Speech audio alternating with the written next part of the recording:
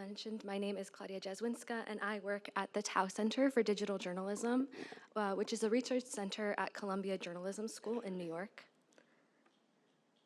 For those who are not familiar, the Tao Center is a research center that studies the intersection between journalism and technology in order to produce resources for journalists and journalism educators.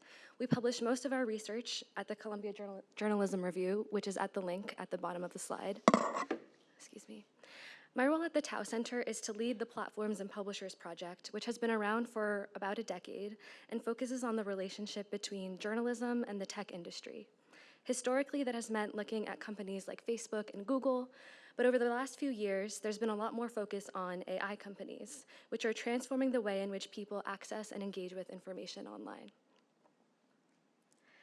There's a lot of ways in which AI is impacting journalism, but today I'll speak specifically about how AI tools are transforming web search. Search is really important to journalists and news publishers because it sits at the heart of their business models and is one of the primary ways that they reach audiences online. For the past 2 decades, Google has dominated this space, and publishers have spent years optimizing their content to rank as high as possible in search results. The chart on the slide shows the sources of referral traffic to news organizations since January 2019. As you can see, internal traffic, aside from internal traffic, which is when somebody who's already on a website clicks through to another page on the same site, search is the most common way that people access news sites. This is in part because social media companies like Instagram and TikTok have increasingly discouraged link sharing since it redirects audiences from their platforms. So click-through traffic underpins publishers' business models in many ways. Because most people are reluctant to pay for news, publishers often rely on advertising revenue. The more visitors a site receives, the more ad impressions it gets, and the greater its potential earnings. And for publishers that use paywalls or subscription models, click-throughs also serve as an essential funnel for attracting and converting new subscribers. And traffic in and of itself is also a valuable resource, as it provides insights into audience behavior, who's reading, what they're interested in, how they're engaging with it, which helps to inform editorial and business strategy. Over the past year, the way in which people search the web has begun to change dramatically. Last fall, OpenAI added web browsing capabilities to ChatGPT, which allowed the chatbot to go beyond its static training data, which had a cutoff around 2022. And using a process called Retrieval Augmented Generation, or RAG, ChatGPT can now access the web in real time and deliver up-to-date answers to users' queries. Other AI companies, including Perplexity, DeepSeek, and Grok, have similarly integrated live web search into their chatbots. So this has posed a significant threat to Google's long-standing dominance in search. In response, Google has been incorporating generative AI features into its own search products, such as the AI overviews you may have seen at the top of many of your search results. While chatbots like ChatGPT can be used for many purposes, such as for generating images and videos and for offering conversational companionship, audience research shows that their most popular use case is information retrieval. These kinds of queries often require the chatbot to perform a real-time web lookup. In short, more and more people are turning to AI tools to find fresh, reliable information, which is signaling a major shift in how audiences discover and consume news online. And a majority of people surveyed say that they've recently seen an AI-generated answer in response to their search queries, either on Google or in chatbots, and many of them say that they're finding these answers at least somewhat useful. Speaking at a global media conference earlier this year, OpenAI's chief of intellectual property and content explained why he thought this new kind of search feels more appealing to users than the traditional experience on Google. He said, "Users increasingly like answers to be delivered quickly and in a conversational and context-aware manner, as opposed to the traditional land of an inefficient list of 10 blue links." Generative search tools allow users to ask more specific questions and receive concise summaries synthesized from multiple sources. And their conversational nature also creates a more natural and context way to ask follow-up questions. But the rise of generative search has also been a deeply destabilizing moment for the publishers who depend on click-through traffic for audience engagement and revenue. This summer, the Pew Research Center found that when users see an AI-generated summary in Google results, they are far less likely to click on the traditional links, and they almost never click on the links embedded within the AI summary itself. Many publishers are already seeing declines in referral traffic over the past year, and that's fueling anxiety about the so-called Google Zero scenario, which is the moment when traffic from search engines to news sites completely collapses. For outlets that depend on referral traffic for advertising revenue or subscriber conversion, this shift feels existential. Publishers are now confronting a difficult question. Should they adapt to the new search landscape or push back against it? Many news organizations remain skeptical of AI companies, believing that they have disrupted the long-standing value exchange between publishers and tech platforms. Historically, publishers allow their content to be indexed in exchange for exposure and traffic. With AI summaries, that exchange has broken down. Many publishers, alongside authors, artists, and academics, also feel that AI companies have taken their work without their consent in order to train their large language models. Looking ahead, publishers see a few possible paths: extracting value from AI companies that use their content, opting out entirely, or reimagining their business models around something other than traffic. So in essence, there are four main options. The first is to demand compensation from AI companies. So far, only a couple of dozen major publishers, typically large national or global companies like News Corp, Condé Nast, or USA Today, have secured licensing agreements or revenue share agreements with companies like OpenAI and Perplexity. The second option is to allow AI companies to access their content without compensation in the hope that inclusion in AI summaries offers some level of exposure. The third option is to block AI companies' crawlers by adding code to their websites that restricts automated access. And the fourth option is litigation. A number of outlets in the US and around the world have sued AI companies for copyright infringement, arguing that their work was used without consent, and they're seeking retroactive compensation or some sort of legal precedent. So far, there's not a consensus in the journalism industry about the best path to take. This graphic, which is compiled by Axios, illustrates the split in decision-making. The blue lines represent publishers who have entered compensation arrangements with AI companies, and the red lines represent publishers who have decided to sue AI companies for copyright infringement. Similarly, publishers have taken a variety of different positions with regards to blocking and permitting AI companies' crawlers to scrape their content. And there's a lot of reasons why this is a difficult decision for publishers to make. AI models are not reliable arbiters of information, nor do they consistently represent journalism accurately. A recent study by 22 public service media organizations across 18 countries tested ChatGPT, Copilot, Perplexity, and Gemini by asking each of them to answer news-related questions based on their reporting. Journalists then assessed the quality and accuracy of the outputs. They found that nearly half of the AI responses contained significant issues involving things like accuracy, context, and sourcing. Because AI models are not trained to follow journalistic standards or ethics, many things can go wrong when they present news content. This includes, but is not limited to, hallucinating or inventing quotes and facts, presenting outdated information or presenting information out of order, oversimplifying or omitting important context, failing to distinguish fact from opinion, and providing poor or missing citations. When chatbots repackage news content, reporters lose control over how their work is represented, opening the door to misinformation and eroding accountability. Citation and attribution have been a major focus of my research at the Tao Center this year. My colleague Aishwarya Chandrasekhar and I conducted a study in March that tested AI search tools' ability to accurately retrieve and cite news content, as well as what happens when they can't. For our experiment, we selected 20 publishers with varying relationships with AI companies. Some had licensing agreements, some were in lawsuits against AI companies, some permitted their crawlers, some blocked their crawlers. And for each of those publishers, we chose 10 articles and extracted a short quote from each of them. And they were all snippets that could easily lead back to the original article if you were to paste them into a Google or Bing search. And then we asked the chatbots, 8 chatbots that had real-time search functionality to identify the source of each quote. We ran 1,600 queries manually, and our results were pretty striking.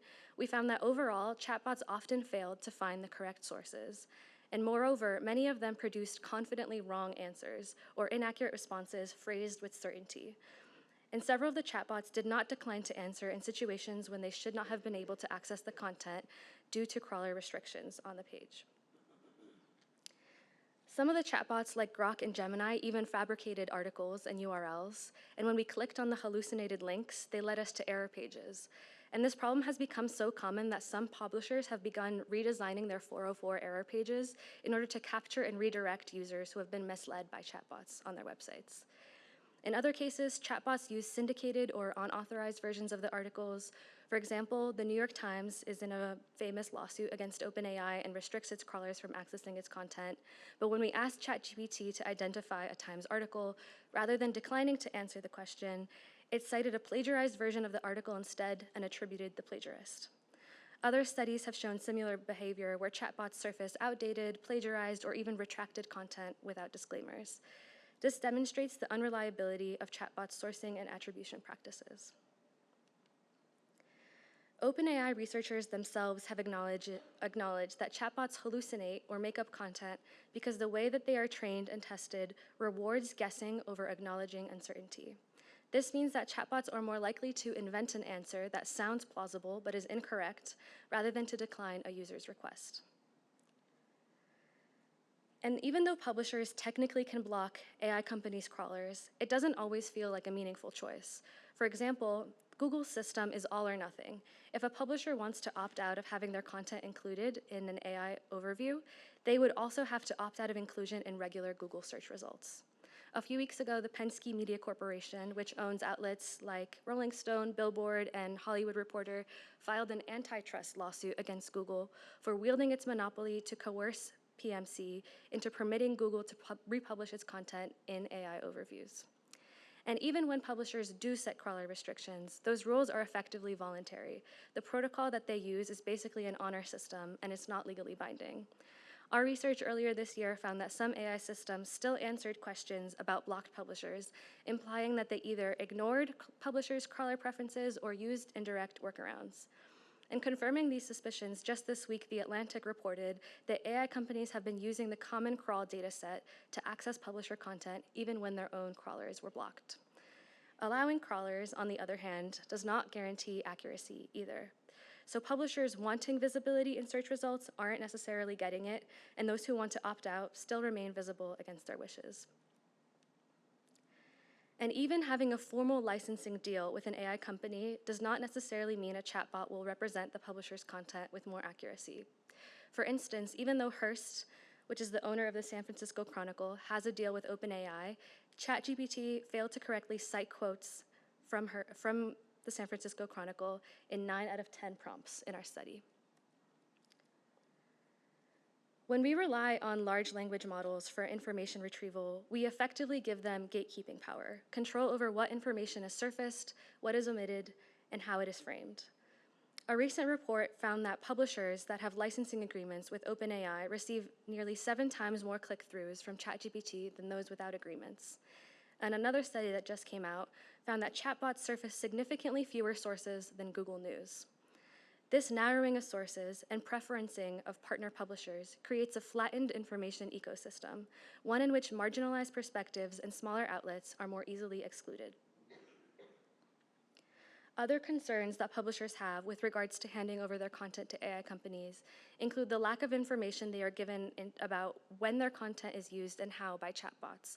So if users don't click on the links in an AI summary, the publisher will never know if they appeared in an AI-generated search result.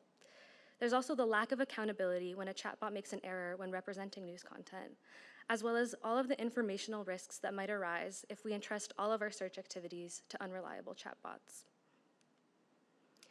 In recent months, you might have seen that major AI companies have been introducing agentic browsers, such as ChatGPT's Atlas, Perplexity's Comet, and Copilot mode in Microsoft Edge. These agentic AI systems are designed to independently perform multi-step actions on behalf of a user, such as searching for and booking a flight or performing a literature review. When we analyzed these agents' behaviors, we found that their web activity was almost indistinguishable from a human user's. This means that it's even more difficult for publishers to detect and block unwanted AI activity, since the instructions embedded in their website code often have no effect on these agents. If publishers try to block them, they risk locking out real human users from their websites. We ran a couple of experiments last week to understand what this looks like in practice. In one test, we asked OpenAI's tools to retrieve a paywalled, subscriber-exclusive article from the MIT Tech Review. When we asked ChatGPT, the standard chatbot, to do this, it said that it couldn't access the article because the review had blocked the company's crawlers. But when we put the same prompt into Atlas, the agentic browser, it printed the entire text of the article without issue. Not only was it ignoring the website's crawler block, but it was also circumventing its paywall. We also found that these agentic tools were able to easily access many websites that regular chatbots cannot, with one exception. The Atlas browser seemed to avoid accessing content from publishers that are actively suing OpenAI.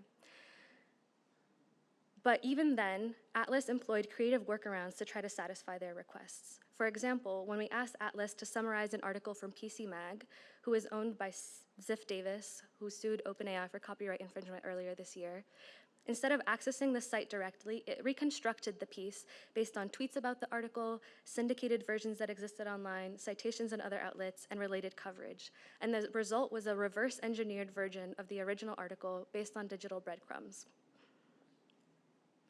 When we asked Atlas to summarize an article from the New York Times, which, as I mentioned, is also in a lawsuit against OpenAI, it took a different approach.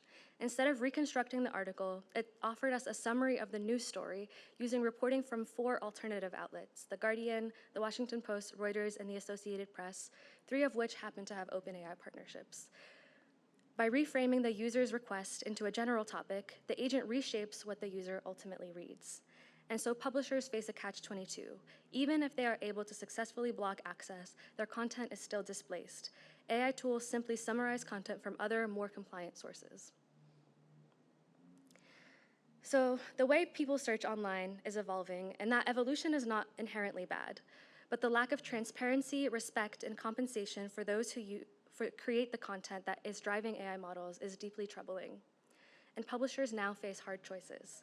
Should they adapt their strategies and optimize their content for AI tools? Should they resist and pursue other means of reaching their audiences? Should they wait for legal and policy frameworks to take shape? And different organizations might be forced to make different decisions based on the pressures that they face and the resources that are available to them. But there's one thing we know for sure: news content is valuable to AI companies.